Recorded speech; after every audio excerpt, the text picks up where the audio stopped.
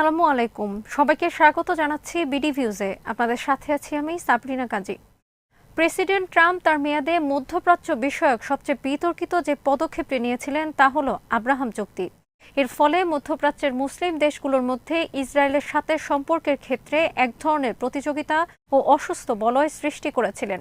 আরব দেশগুলোর এই ভূমিকাকে ফিলিস্তিন ও ফিলিস্তিনের স্বাধীনতাকামী মানুষ পেছন থেকে ছুরিকাঘাতের মতো বিবেচনা করছে। এ ঘটনায় মর্মান্তিক যে সত্যটি শান্তিকামী মানুষের সামনে প্রমাণিত হয়েছে তা হলো দখলদার জায়নবাদী ইসরায়েল রাষ্ট্রের সাথে আরব আমিরাতের গোপন প্রণয়ের সম্পর্ক। সাম্প্রতিক ঘটনাবলিতে প্রমাণ হয়েছে যে বহু বছর আগে থেকেই আমিরাতের শাসক মহলের সাথে ইসরায়েলের গোপনে দেয়া নেয়া চলে আসছিল। কেমন ছিল সে সম্পর্ক, আজ জানাবো সে বিশ্লেষণ।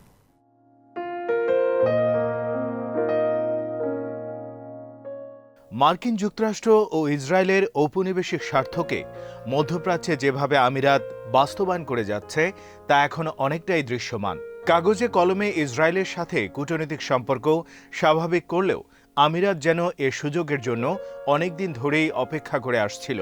ইসরায়েলকে হাতের নাগালে পেয়েই পর্যটন খাতে বেশ কিছু যৌথ আয়োজন করে ফেলে দেশটি। এই পথ বেয়েই পরবর্তীতে ইসরায়েলের সাথে অস্ত্র ও বাণিজ্য চুক্তিও স্বাক্ষর করে। ওয়াশিংটন নিজ এজেন্ডা বাস্তবায়নে আমিরাতের ওপর নিশ্চিন্ত ও আস্থাশীল। ধারণা করা হচ্ছে ইসরায়েলের পর মধ্যপ্রাচ্যে মার্কিনীদের দ্বিতীয় বন্ধুরাষ্ট্র হয়ে উঠবে আমিরাত।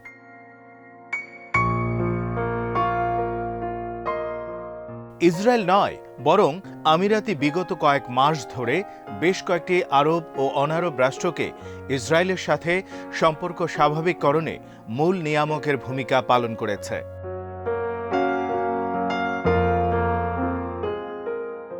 আমিরাতের চাপে পড়ে সুদান ইসরায়েলের সাথে সম্পর্ক স্বাভাবিক করার ঘোষণা দিয়েছে। আমিরাতের দুতিয়ালির কথা স্পষ্ট হয়ে যায় ট্রাম্প প্রশাসনের সাবেক এক কর্মকর্তার মন্তব্যের মধ্য দিয়ে। তিনি 2019 সালে বলেছিলেন, যদি আমাদেরকে আফ্রিকার কোনো স্থানকে স্রোতের বিপরীতে নিয়ে যেতে হয় তাহলে একমাত্র ভরসা হলো আমিরাত।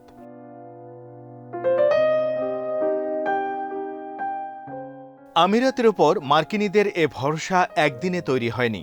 যুগের পর যুগ ইসরায়েল ও মার্কিন গোয়েন্দা সংস্থার সাথে আমিরাতের গোপন সম্পর্ক ও লেনদেন হয়েছে। আমিরাতের শাসকদের যে বৈষয়িক ভোগবিলাস তাই মার্কিনীদেরকে আমিরাতের বিষয়ে ভরসা করতে অনুপ্রাণিত করেছে। আর আমিরাতও মিত্র রাষ্ট্র আমেরিকার সেই ভরসা পূরণের চেষ্টাই করে যাচ্ছে। সৌদি আরবকে সাথে নিয়ে 2018 সালে আমিরাত সুদানে একটি অশান্ত পরিবেশের সৃষ্টি করে, যার ফলে সেখানে প্রেসিডেন্ট ওমর আল বশিরকে ক্ষমতা ছেড়ে দিতে হয়। কিন্তু এত কিছুর পরও ওমর বশিরকে তুরস্ক ও কাতার বলয় থেকে বের করে আনতে ব্যর্থ হওয়ায় আমিরাত নতুন কৌশলের অংশ হিসেবে সুদানে একটি অস্থায়ী মিলিটারি কাউন্সিল গঠন করে দেয়। 2019 সালের 20 আগস্ট থেকে এই কাউন্সিলই এক ধরনের কালেকটিভ প্রেসিডেন্সির মধ্য দিয়ে সুদান শাসন করছে।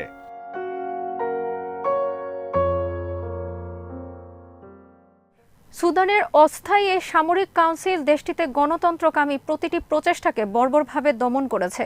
সুদানের মানুষ বিগত 2 বছর যাবৎ বেসামরিক নেতৃত্বকে আবারও দেশটির শাসন প্রক্রিয়ায় ফিরিয়ে আনতে চাইলেও এ কাউন্সিল জনগণের সে দাবিতে মোটেও কর্ণপাত করছে না। পরিস্থিতি সামাল দেওয়ার জন্য কাউন্সিল 3 বছরের জন্য ক্ষমতার অংশীদারিত্ব চুক্তির আওতায় নতুন একটি শাসন পদ্ধতির সূত্রপাত করেছে। 3 বছর দেশটি পরিচালনা করবে সোভেরেইন কাউন্সিল। এ কাউন্সিলের সিংহভাগ সদস্যই সেনাবাহিনীর শীর্ষ কর্মকর্তা। তারাই এখন সুদানের নিয়ন্ত্রণে। এ কাউন্সিলের হর্তাকর্তাদের অধিকাংশকেই একপেশেভাবে সমর্থন দিয়ে যাচ্ছে আবুধাবি।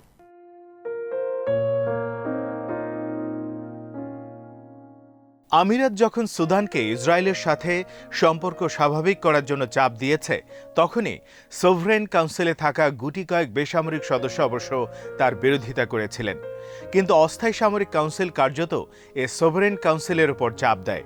আর প্রশাসক কাউন্সিলও দেশটির অর্থনীতিকে বাঁচাবার স্বার্থে আমিরাতের সেই ফাঁদে পা দিয়ে ইসরায়েলকে স্বীকৃতি দিয়ে দেয়। ওমর আল বশিরের সময় যুক্তরাষ্ট্র সুদানকে রাষ্ট্রীয় পৃষ্ঠপোষকতায় সন্ত্রাসবাদের মদদ দেওয়ার অভিযোগে অভিযুক্ত করেছিল। যুক্তরাষ্ট্র এবার সুযোগ পেয়ে আমিরাতকে সে অভিযোগ থেকে মুক্তি দেওয়ার প্রলোভন দেখায়। সুদানের শাসকরা তাই আর আপত্তি করেনি। যুক্তরাষ্ট্রের সন্ত্রাসী তালিকা থেকে বের হওয়া এবং ওয়াশিংটনের আর্থিক প্রণোদনার লোভ সুদানের নীতি নির্ধারকদের দুর্বল করে দেয়।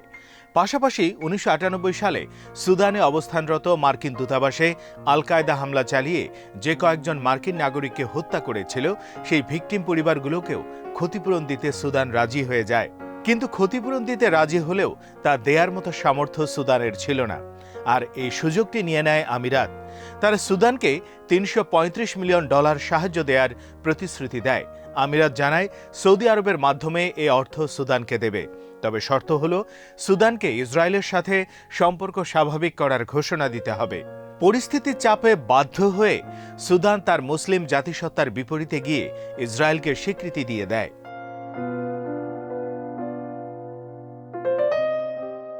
পরবর্তীতে মরক্কো সুদানের পথ অনুসরণ করে ইসরায়েলের সাথে সম্পর্ক স্বাভাবিক করার ঘোষণা দেয়। যদিও এক্ষেত্রে আমিরাত কোনো ধরনের চাপ দেয়ার বা ভূমিকা পালন করার কথা অস্বীকার করেছে। আরব আমিরাত বরাবরই মুসলিম ব্রাদারহুড বিরোধী মানসিকতা লালন করে এবং উত্তর আফ্রিকায় ইসলামী রাজনৈতিক দলগুলো যেন রাজনীতিতে আর ফ্যাক্টর হতে না পারে, সেজন্যই আমিরাত আফ্রিকায় নিজের আধিপত্য বিস্তার করার চেষ্টা করছে।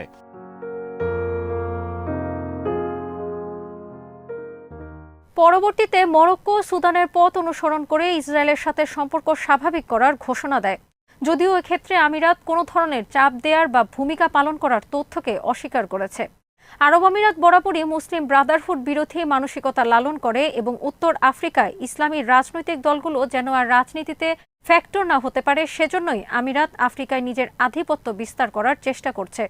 লিবিয়া ইস্যুতে মরক্কো প্রথম দিকে বেশ চুপচাপই ছিল, কিন্তু হঠাৎ করে তারা লিবিয়ায় জাতীয় ঐকমত্যের সরকারের প্রতি সমর্থন ব্যক্ত করার পর আমিরাত ও মরক্কোর মধ্যকার উত্তেজনা আরও বেড়ে যায়। কেননা তুরস্ক ও কাতার লিবিয়ায় ওই সরকারকে সমর্থন করছিল। অন্যদিকে সৌদি আরব ও আমিরাত লিবিয়ার সেনাবাহিনীর ফিল্ড মার্শাল খলিফা হাফতারকে দায়িত্বে বসাতে চেয়েছিল।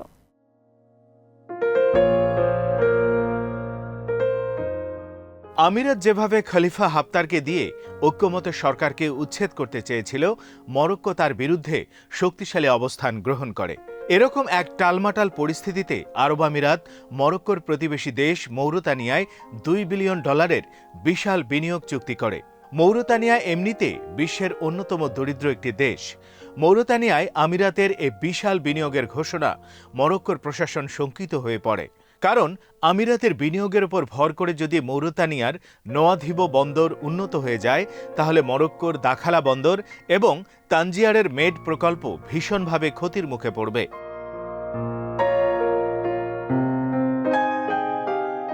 এর মধ্যে মরক্কো অভিযোগ করে যে পশ্চিম সাহারা নিয়ন্ত্রণ নিয়ে সাহরাভি আর মরক্কোদের মধ্যে যে বিবাদ চলছে, আমিরাত তাতে পালিসারিওদেরকে সহায়তা করছে।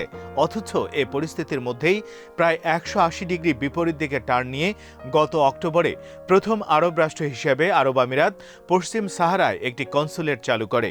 রাবাত প্রশাসন আমিরাতের এই সিদ্ধান্তকে স্বাগত জানায়, কেননা তাদের মধ্যে ক্ষীণ আশা জন্মেছিল যে আমিরাতের অন্যান্য আরব রাষ্ট্রগুলো পশ্চিম সাহারায় মরক্কোর নিয়ন্ত্রণকে স্বীকৃতি দেবে। এর মাসখানেক পর পালিসারিও ফ্রন্ট সাহারাবি লিবারেশন গ্রুপের সাথে মরক্কোর 29 বছর ধরে চলমান যুদ্ধবিরতি আনুষ্ঠানিকভাবে শেষ হওয়ার ঘোষণা দেয়।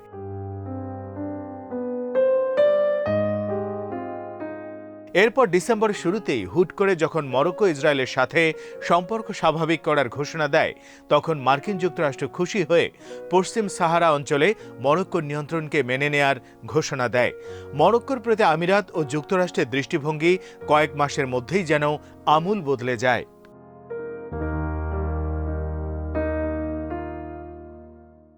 ইসরায়েলকে স্বীকৃতি দেয়ায় মরক্কো প্রশাসনের ঘোষণাকেও আমিরাত স্বাগত জানায়। মরক্কোর জন্য পশ্চিম সাহারায় নিয়ন্ত্রণ প্রতিষ্ঠা করা জরুরি, কেননা প্রতিবেশী দেশগুলোর মধ্যে সামরিক সক্ষমতার দিক দিয়ে মরক্কো আলজেরিয়াকে ভয় পায়।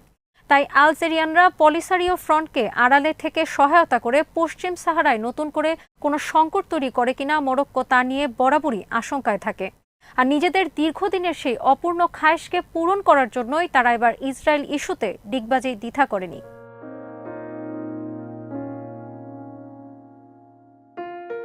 মধ্যপ্রাচ্যে ক্রীড়নক রাষ্ট্র হিসেবে আমিরাত ক্রমশই তাদের নানা রূপ দৃশ্যমান করেছে। ইয়েমেনেও তারা সাউদার্ন ট্রানজিশনাল কাউন্সিলকে সমর্থন দিচ্ছে এবং ইয়েমেনে আল ইসলাহ পার্টির নেতাকর্মীদেরকে প্রকাশ্যে ও গোপনে হত্যা করছে। দীর্ঘদিন থেকেই আল ইসলাহকে ব্রাদারহুডের চেতনা ধারণ করার দায়ে আমিরাত অভিযুক্ত করে আসছে।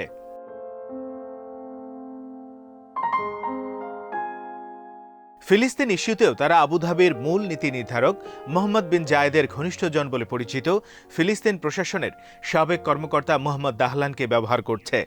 অন্যদিকে দাহলানকে ফিলিস্তিনের স্বাধীনতাকামী মানুষ বিশ্বাস করে না।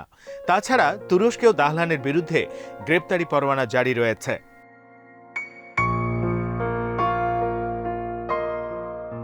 দু সালে প্রেসিডেন্ট এরদোয়ানকে ক্ষমতাচ্যুত করার জন্য যে কু ঘটানো হয়েছিল তার সাথে দাহলানের সম্পৃক্ততার স্পষ্ট প্রমাণ তুরস্কের প্রশাসনের হাতে রয়েছে। ধারণা করা হয় 2012 সালে মিশরের প্রথম গণতান্ত্রিক উপায়ে নির্বাচিত প্রেসিডেন্ট মোহাম্মদ মুরসিকে হটানোর জন্য তৎকালীন মিশরীয় সেনাপ্রধান ও বর্তমান শাসক আবদেল ফাত্তাহ আল সিসিকেও দাহলান উস্কানি দিয়েছিলেন।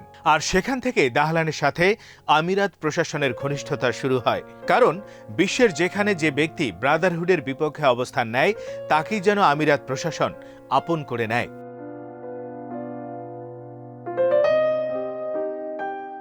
আমিরাত নিকট ভবিষ্যতে ইসরায়েলের হাইফা বন্দরের সাথে যোগাযোগ স্থাপন করতে চাইছে। তারা হেজাজ রেলওয়ে প্রকল্পকেও পুনরায় চালু করার স্বপ্ন দেখছে। আর তেমনটা হলে মধ্যপ্রাচ্যে মিশর সহ অন্যান্য কয়েকটি দেশের ক্ষমতা খর্ব হবে। যদিও সৌদি আরবের সমর্থন ছাড়া আমিরাতের এসব স্বপ্ন বাস্তবায়ন সম্ভব নয়। সৌদি আরব এখনও আনুষ্ঠানিকভাবে ইসরায়েলকে সমর্থন দেয়নি। তবে তাদের সাথে ইসরায়েলের প্রশাসনের নানা কর্মকর্তার গোপন বৈঠকের খবর প্রকাশিত হয়েছে। ট্রাম্প প্রশাসনের বিদায়ের পর সাময়িকভাবে একটু ধীরে চলো নীতি অবলম্বন করলেও আগামী দিনে মধ্যপ্রাচ্যের নানা ইস্যুতে ইসরায়েলের দেখানো পথেই আমিরাত হাঁটবে বলে বিশ্লেষকরা আশঙ্কা করছেন।